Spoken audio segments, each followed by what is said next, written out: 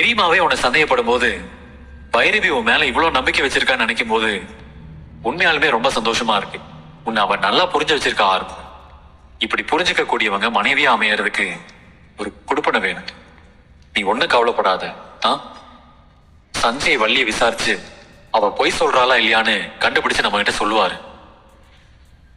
நீ தைரியமா இரு ஆறுமுகம், வருத்தப்படாத. அந்த சஞ்சய் தான் பொய் சொல்லுவான், ஆனா எல்லாரும் அவனை தான் நம்புவாங்க. சொல்லு சரியா. காயத்ரி, நீ எப்படி இருக்க காயத்ரி? நல்லா இருக்கியா? நான் நல்லா இருக்கேன்.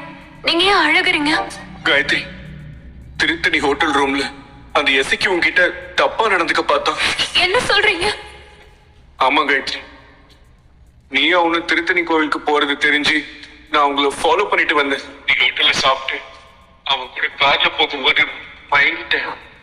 அவன் உன்னை ஹோட்டல் ரூமுக்கு தூக்கிட்டு போய் மயக்கமா இருக்க உன்கிட்ட தப்பா நடந்துக்க முயற்சி பண்ண அப்போதான் நான் அங்க வந்தேன்.